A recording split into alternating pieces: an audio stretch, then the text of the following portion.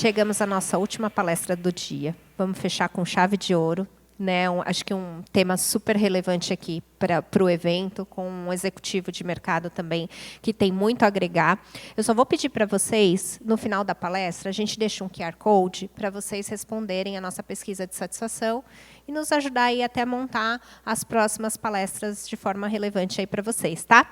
Então, eu vou convidar aqui para o palco o Thiago, que é executivo da Rect, e que vai contar aqui um pouquinho para a gente os desafios e os ganhos de digitalizar esse canal B2B, principalmente aqui na indústria de bens de consumo. Bem-vindo, Thiago.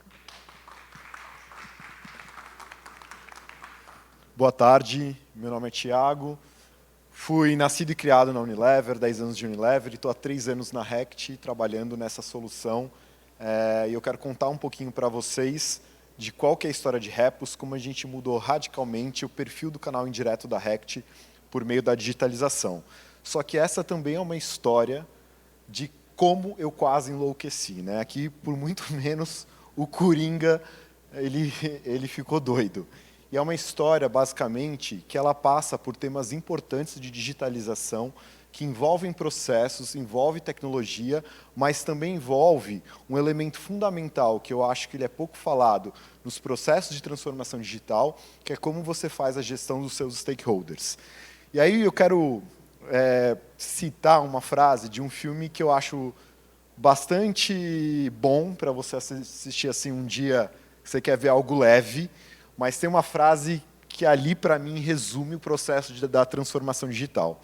E ele fala o seguinte: que você quer mudar as coisas onde você está, você começa pouco a pouco, mas mudando uma ideia, uma norma, algo no modelo de negócio, mas você muda aquilo que está todo mundo de saco cheio, aquilo que todo mundo, na hora que você mudar, vai te aplaudir, vai, nossa, fudido, isso é inovação, gostei. E aí, na verdade, quando a gente fala de B2B, esse é o momento que você chega para a liderança e fala, cara, agora a gente vai ter visibilidade da onde o investimento da marca está indo. Aí todo mundo, foda, né? Isso aí. Agora é o momento que a gente vai ter dados do preço executado na ponta. E aí é o momento que todo mundo está te apoiando. Só que dentro do processo de inovação, você vai quebrando essas paredes, você vai quebrando esses tijolinhos, até o ponto que você quebra a parede que os seus pares das outras áreas estavam lá encostados. E é o momento que o processo de inovação ele é ingrato. E é onde as pessoas vão se voltar contra você. Se você começa a fazer um processo de digitalização profundo o suficiente, você vai chegar em um momento onde você vai ter que lidar com a frustração dos seus pares ou da sua liderança. Porque o mesmo dado que mostra que o distribuidor não estava alocando o investimento promocional no lugar certo, é o dado que vai mostrar que o planejamento de trade marketing não foi eficiente, ou que a margem não foi entregue porque a promoção não ia entregar aquela margem que você esperava de qualquer forma. Então, dentro do processo de digitalização, existem dores, existem formas de você gerenciar essas dores dentro da organização. E esse era o cenário da Rect quando a gente começou essa história. A gente, basicamente, tinha metade das lojas comprando só, no máximo, aliás, até 3 vezes por ano. Você imagina uma loja comprar Naldecon só 3 vezes por ano, ou uma loja comprar Veja só até 3 vezes por ano, ou Vanish. Ou seja, né, são produtos de altíssimo giro. Não tem como uma loja interagir com pouca qualidade, ou com pouca frequência, melhor dizendo, com um portfólio como esse. Então, apesar do alcance da Rect no mercado ser gigante, a qualidade de execução na ponta era baixíssima. Então, esse era o cenário que a gente tinha. Outra coisa, quando a gente olhava para soluções B2B no mercado, até o momento, a gente realmente tinha uma qualidade de execução muito baixa, porque só vendia o que era desconto unitário. Isso fazia com que a nossa margem no B2B fosse pior do que no offline. Além de a gente ter que lidar com 35 plataformas diferentes dos nossos distribuidores, onde 90% das ações promocionais era o desconto unitário. E aí você também tinha um momento digital, pós-pandemia, que o próprio cara da loja, que estava lá no balcão, já estava mais fluente digitalmente. E aí a gente lança Repos. Então, Repos é uma plataforma de e-commerce B2B, tanto para o lojista comprar da Rect, quanto para o representante de vendas se guiar na jornada dele de negociação, que poderia ser aplicativo, o desktop, com uma jornada individual, tanto para o representante de vendas quanto para o lojista. E para quem tem dúvidas, esse era o nosso modelo de distribuição, né? A Rect vende para o distribuidor vende e faz o sell-through para o varejo e o varejo faz o sell-out para os lares. Só para explicar aqui rapidinho, a gente não interferiu nesse processo, porque dentro do processo de inovação foi muito importante para a gente transformar a rota indireta, criando valor para cada um desses elementos na cadeia. Então, quando a gente cria essa plataforma, a gente cria uma conexão direta entre a Rect e o varejo, mas quando o varejo faz o pedido vai para o distribuidor, e o distribuidor faz o papel logístico. Então, a gente alimenta esse processo que já acontecia no offline, mas de uma maneira muito mais inteligente. E para que isso acontecesse, era muito importante que a gente, no coração desse ecossistema, tivesse uma plataforma poderosa, por isso a gente escolheu a Infracommerce, que é uma plataforma que eu já trabalho há muito tempo, construiu Compra, junto com várias pessoas super talentosas, que até então tocavam aquela plataforma na Unilever, e a gente trouxe a Infracommerce para construir o coração desse ecossistema. Só que não é só uma plataforma de e-commerce, perdão. A gente conseguia agregar esse ecossistema os gaps que faltavam para que a gente agregasse valor àquela cadeia. Então, se a gente percebesse que, para que a loja comprasse mais, a gente precisasse oferecer crédito, a gente traz uma fintech. Se a gente percebe que tem um grupo de lojas que não são bem atendidas porque falta infraestrutura logística no distribuidor, a gente traz um operador logístico para trabalhar naquele momento. Obviamente, querendo trazer mais lojas, mais mix, frequência e mais margem para a organização. E aqui é um ponto bastante importante para falar. A diferença dessa experiência que eu tive no mercado brasileiro para vários outros mercados é que foi uma decisão tomada com olhar de negócio. Eu vou dar um exemplo para vocês. Em Indonésia, a gente lançou a plataforma e lá a gente não pôde ter o drive de negócio para decidir a plataforma, a gente teve o drive de IT. Cara, não deu certo, porque a gente precisava de um player que tivesse know-how sobre B2B e tivesse flexibilidade para se adaptar às nossas necessidades. E aqui eu preciso reconhecer o papel da Infracommerce nesse processo.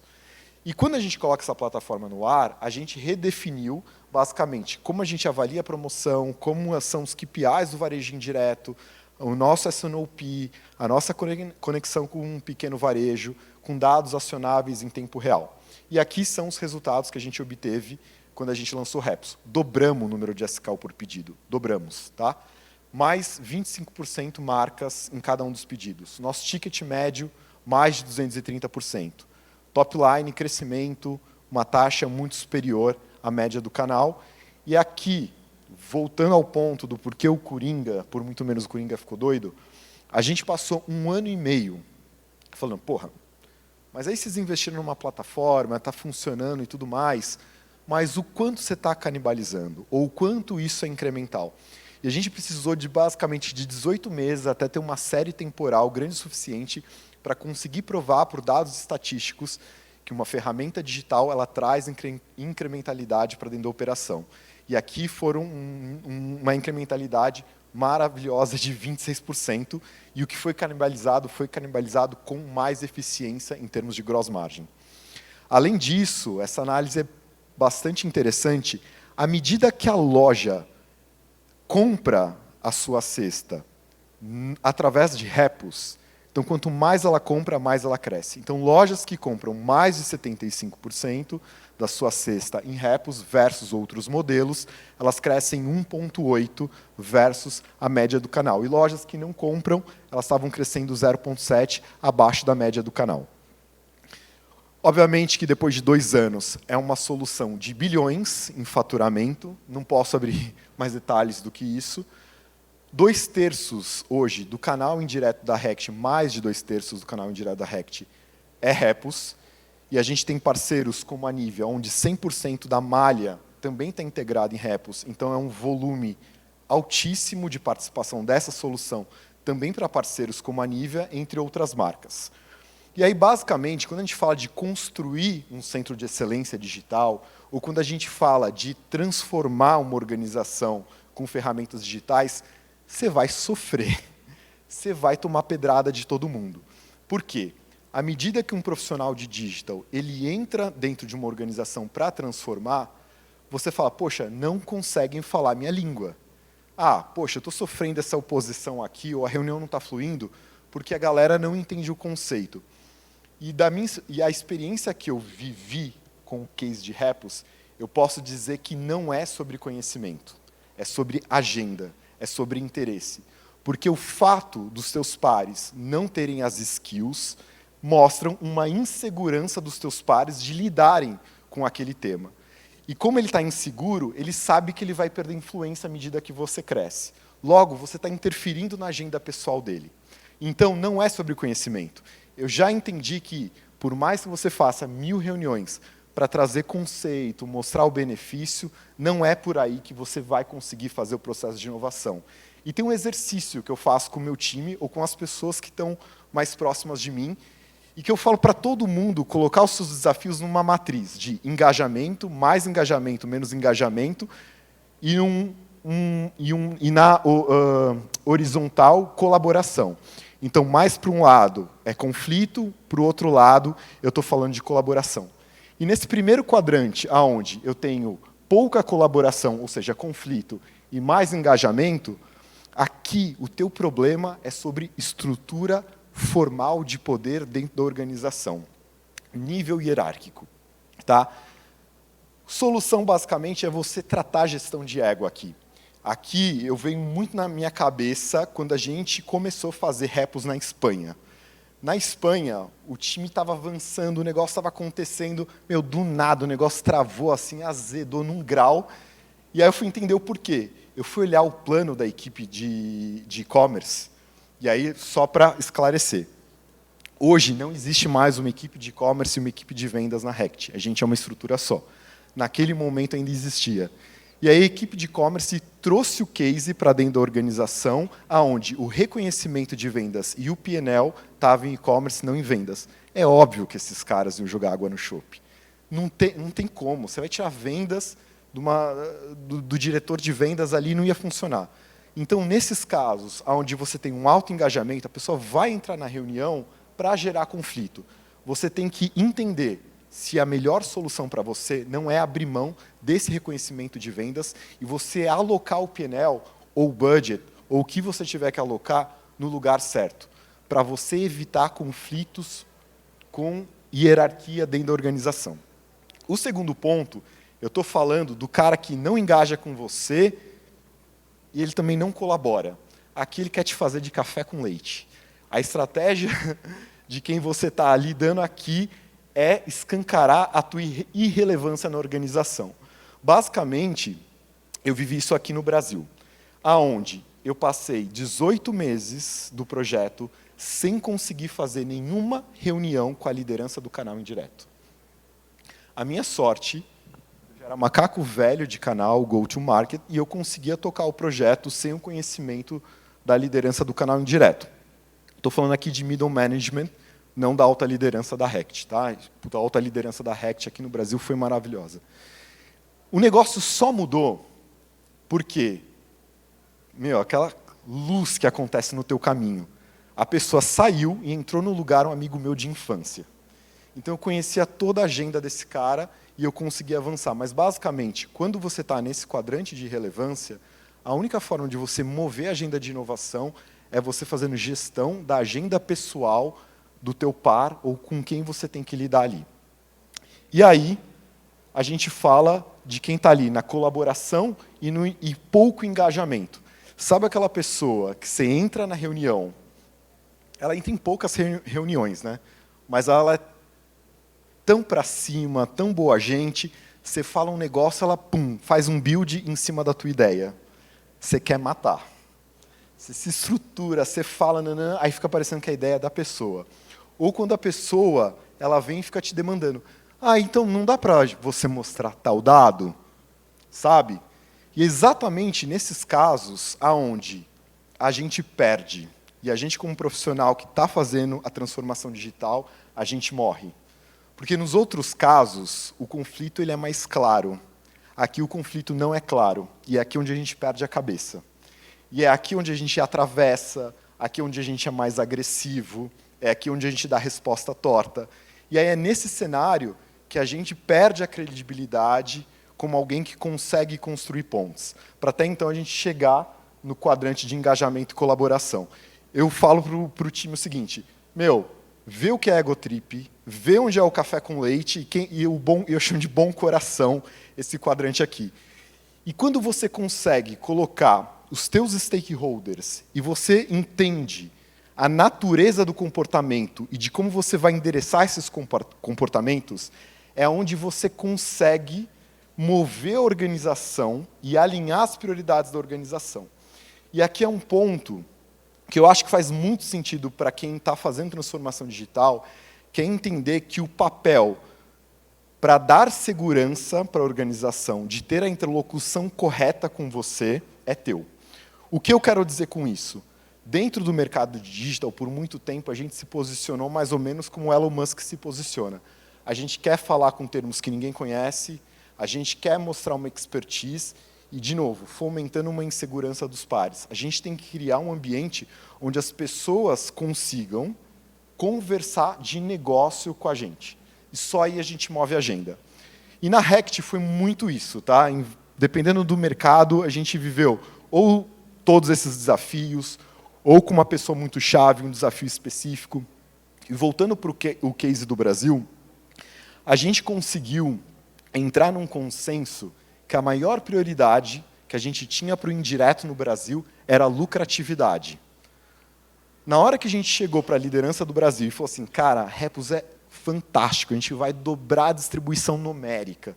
Os cabelos de todo mundo foi em pé. Cara, eu não posso crescer o canal indireto, porque é o canal que tem menos margem. Se eu cresço o canal que tem menos margem, eu não entrego o meu desafio. E por aí vai. Então a gente entendeu que, não, calma, isso é tudo como a gente seta o que é prioridade para o canal. E entendendo que a prioridade era a lucratividade, a gente trabalhou nos últimos 2 anos da solução em trazer expansão de mix, porque esse é o drive de lucratividade para a Rect. É vender um portfólio mais adequado. Como segunda prioridade, a gente falou de eficiência promocional, e eu vou contar para vocês o que aconteceu com os nossos investimentos de trade. E, por fim, distribuição. Esse era o nosso modelo, onde, quando a gente olha aqui, 1, 2, 3, 4, 5, eu estou falando de frequência de compra dentro do ano. E a gente viu que existe uma correlação entre o número de SKUs que a loja compra com a frequência de vezes que ela compra. E à medida que ela compra com mais frequência, ela compra mais SKUs. Portanto, ela gasta mais, eu tenho mais ticket médio. E eu tenho mais margem. E a partir do momento que eu tenho uma ferramenta que ela é digital e ela tem dados, eu consigo parar de tratar todas as lojas de uma mesma forma e fazer a minha estratégia de trade segmentada para cada ponto dessa pirâmide. Isso funcionou muito bem por um tempo, até que a organização estava mais madura para ir além. E aí a gente rodou um modelo estatístico com 10 variáveis de comportamento, e aí a gente matou o que tradicionalmente se olha no canal indireto, que é perfil de loja. O TRAD, 1 a 4 checkouts, a gente matou isso, e a gente começou a olhar comportamento de loja. Jogamos tudo isso no modelo estatístico, com todas as variáveis que a gente tinha. Uma das variáveis era tempo que a gente tinha dados dessa loja, inclusive, mas entrou muita coisa aí. Número de caixas que ela compra, número de marcas que ela compra, número de SKUs que ela compra, frequência de compra, etc. Formamos esses clusters. E aqui está um pouco, estou mostrando aqui os dados que eu posso mostrar do comparativo. Depois de rodar essa estratégia, e essa é uma informação desse ano, comparada do ano passado, o que aconteceu com essas lojas. As lojas que não compraram em Repos, elas cresceram 5,4. Cresceram. E elas cresceram o número de itens por pedido em 2,1. Cresceram. Só que a loja que comprou através de Repos, ela cresceu 11% o número de SKUs nessa loja, na plataforma. O que faz com que o ticket médio tenha dobrado e trouxe um crescimento de 22,4. Então, um crescimento muito diferente do que a gente chama de offline ou modelo tradicional de vendas. Mas isso, eu poderia ir além nessa comparação. São lojas que penetraram em repos, mas eu tenho um perfil de lojas que são mais ativas dentro da plataforma, ou que compram mais promoção. E aí, quando eu comparo essas lojas com esse segundo grupo, eu tenho um crescimento que sai de 22 e vai para quase 32. Por quê? Ela, basicamente, compra com mais frequência. Então, quando eu falo o que Repos traz mais SKUs por loja. E o que a promoção em Repos faz? Ela faz frequência para essa loja. Tá? Bom, lá naquele modelo do eB2B, quando eu mostrei, em 2021, quando eu cheguei na Rect, B2B para rodar, ele precisava de 8 pontos percentuais a mais de investimento em trade marketing do que o offline. Em Repos, eu reduzi em 40% os investimentos de trade do canal. E se eu estou falando que o canal ele já é mais de 2/3 da Rect, você imagina o que isso significa para uma organização como a Rect. Bom, e obviamente que a gente entendeu que para a solução ela continuar ganhando relevância, a gente precisava de parceiros. E aí é onde a gente embarca a Nivea dentro desse jogo conosco. E aí, como eu disse, hoje a gente tem 100% dos distribuidores da Nivea já aqui trabalhando conosco. Outra sacada, quando a gente fala de Repos, é que a gente entendeu que a nossa capacidade e o valor que a gente poderia agregar para as outras indústrias não era oferecer um serviço de gestão de e-commerce, porque isso a gente tem todo aquele ecossistema e os nossos provedores dentro daquele ecossistema, como a Infracommerce, Tactile, Yalo, Algonomy, para fazer esse papel. Aqui, a nossa visão é, cara, vamos ser parceiro para dividir nossa metodologia e construir sinergia na rota de mercado. Então, basicamente, a gente hoje tem um modelo onde a gente não cobra nada para um parceiro aqui dentro, todo o custo que a gente tem com os parceiros, a gente repassa isso igual para a Nivea, trazendo um exemplo aqui, então não tem um FII adicional nem nada. E aí, o que a gente se propõe a fazer é dar a possibilidade dessa outra organização construir capabilities digitais, o que é muito diferente quando você contrata um serviço de um outro marketplace, que ele já tem essa capability e ele não vai passar essa capability para você. Então, aqui a nossa ideia é, a gente entendeu que a indústria que não construir essas capabilities, ela vai estar fora do jogo daqui a alguns anos. E que logo, daqui a algum tempo, muito pouco tempo, as empresas vão atrás da construção dessa capability. Então, o maior valor que a gente pode oferecer, além da eficiência que Repos traz para a operação, é a capacidade que essa organização vai ter de construir essa capability junto conosco. Muito obrigado.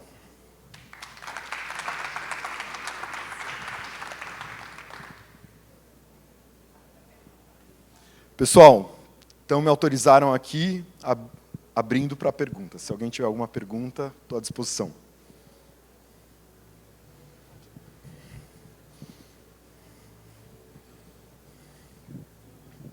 Thiago, eu sou Kaique, sou da Kremer, Grupo Vivio. Parabéns pela apresentação. Minha pergunta é, no início, como é que foi para você fazer com que o cliente, né, do distribuidor, fomentasse o uso da ferramenta? Como é que foi esse processo de transformação? Perfeito. Cara, esse foi o nosso maior desafio. Porque o representante de vendas, a segunda força de vendas, à medida que você fala que você vai trazer uma ferramenta onde a loja tem a possibilidade de comprar sem ele, ele não quer te apoiar, porque ele tem medo que ele vai se tornar irrelevante. O que a gente fez foi o seguinte, é mostrar que existe um papel muito claro para o representante de vendas nesse processo, que não é tirar pedido, mas é ter uma consultoria para essa loja e desenvolver o negócio dessa loja. Nesse sentido, a gente identificou que o que mais move esse cara é a variável que ele não alcança, que ele deixa na mesa todo mês. Então, hoje, basicamente, toda a indústria tem um modelo que, se o cara crescer tantos por cento, o distribuidor ou o time de vendas vai ganhar um pouquinho mais. Se o cara vender o mix correto, ele vai ganhar um pouquinho a mais. E a gente gamificou essa jornada para que ele pudesse ter clareza de que, à medida que ele utilizasse uma ferramenta que o tornasse mais eficiente no processo de vendas dele, todo esse dinheiro que mês a mês ele deixa para fora, ele vai começar a incorporar na sua remuneração. E foi aí que a gente começou a ganhar tração. Quem adotou primeiro saiu na frente, e aí foi o boca a boca. Isso foi autoalimentado. E aí eles perceberam que era, de fato, um processo mais eficiente. Eu tenho um parceiro que é um distribuidor, que é a Decondor. A Decondor virou para a gente e falou o seguinte, é um distribuidor do Sul, ele falou assim, eu vou pagar para todas as outras indústrias estarem em repos. Então, o FII desses provedores de serviço hoje, ele fala assim, cara, eu não vou nem pedir para a indústria pagar, eu vou pagar porque eu sou mais eficiente trabalhando. Então, hoje, por exemplo, ele é um distribuidor que 100% das indústrias que estão nele, da pasta que trabalha com a Rect, todos já migraram, e aqui a gente está falando mais de 6, 7 indústrias. A última agora foi a da Aveni, está dentro de repos. Oi, Thiago. Você quase que acabou respondendo a pergunta que eu ia fazer agora, né? Mas pegando a tua jornada que você contou para a gente, e toda essa, vou chamar, etapas de quebras de paradigma que começam olhando para dentro de casa, mas também você tem que olhar para o canal, para o distribuidor. Se você fosse pegar toda essa tua experiência em relação a como esses distribuidores hoje, no seu geral, percebem o benefício desse modelo, você diria que a grande maioria deles hoje já está muito mais a favor? Ou você ainda encontra muita gente que você tem que fazer muito esse processo ainda de catequese, de conquista, dessa mudança de mindset, né, desse tipo de projeto? Perfeito. Vou te contar uma experiência que eu tive na Unilever. O primeiro distribuidor que a gente fez esse movimento na Unilever lá atrás foi minha antiga chefe que fez esse movimento, foi a Paty Amaro.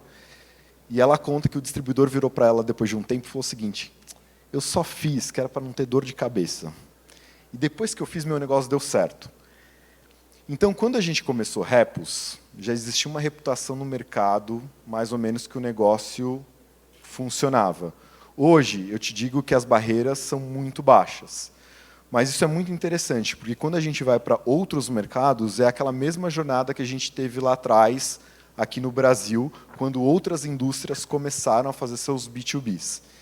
E aí, basicamente, o medo que é o distribuidor, dele se tornar irrelevante, de você roubar as lojas do cara. E eu acho que hoje o distribuidor brasileiro está mais seguro, que é um processo que traz eficiência e não substituição. Mas algo que a gente preserva é, de fato, demonstrar o valor para o distribuidor. Tanto é que, basicamente, a nossa conversa como Rect com o distribuidor era em cima de percentual de investimento. E hoje é em cima de KPIs de serviço. O próprio distribuidor entendeu que investimento promocional, cara, é algo dado. A gente, para crescer, tem que falar de serviço. E, com isso, ele tem dados e a gente tem dados para discutir na mesma base.